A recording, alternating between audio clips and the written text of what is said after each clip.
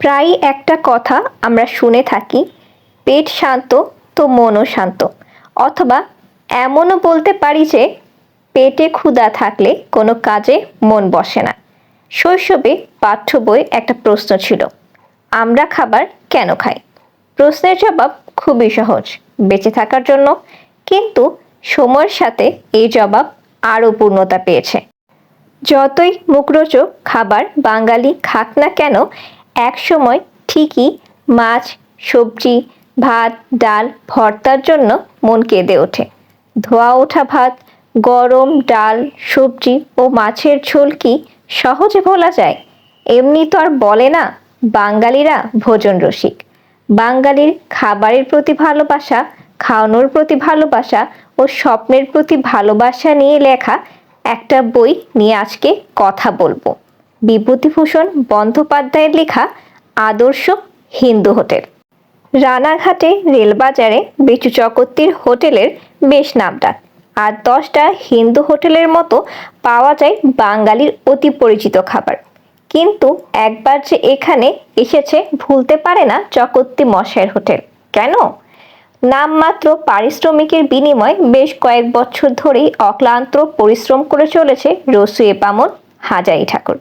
হাজারি ঠাকুরের কারিশমায় অতি সাধারণ খাবারও অসাধারণে পরিণত হয়, যেন অমৃত।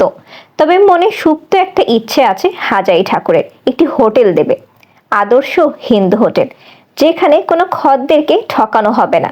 সতেজ, সুস্বাদু, পুষ্টিকর খাবারই হবে যে হোটেলের মূল মন্ত্র। কিন্তু চূর্ণী নদীর ধারে বসে প্রতিদিন দেখা দিবা স্বপ্ন কি কোনোদিন পূরণ হবে?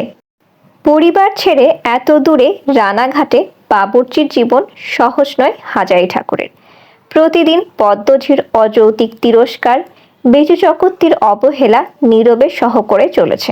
মনে ক্ষীণ আশা, একদিন তার কদর তারা বুঝবে। কিন্তু কবে? হাজারি ঠাকুরের রান্নার জয় জয়কার পদ্মঝির সহ হয় না। মিথ্যে মামলা দিয়ে তুলে দেয় দারোগার হাতে, তাতেও স্বাদ মেটে না। কুৎসা রটানো শুরু করে। পদ্মঝির প্ররোচনায় বেচু চকত্তি কাছ থেকে ছাঁটাই করে দেয়।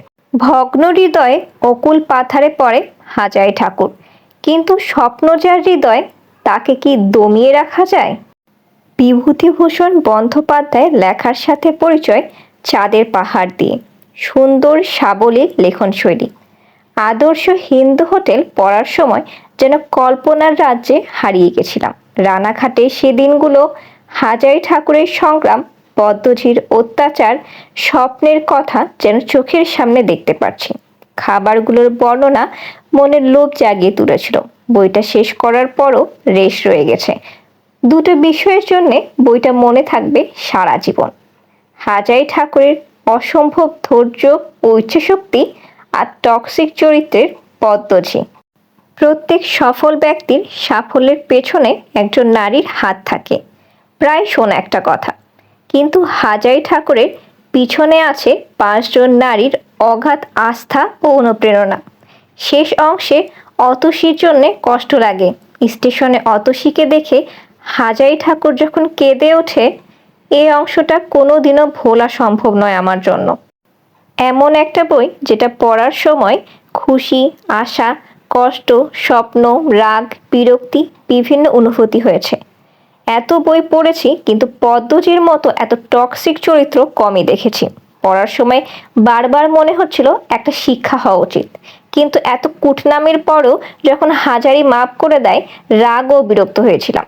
তবে এভাবে ভাবা যায় যে ক্ষমা করে আসলে সবচেয়ে বড় প্রতিশোধই নেওয়া হয়েছে। পদ্মজি ভুলতে পারবে না অতীতকে। আমার প্রিয় বইগুলোর মধ্যে সবসময় থাকবে আদর্শ হিন্দু হোটেল। বারবার পড়ার মতো একটা বই। শুধু একটা কথা বলবো, স্বপ্ন পূরণের কোনো বয়স নেই।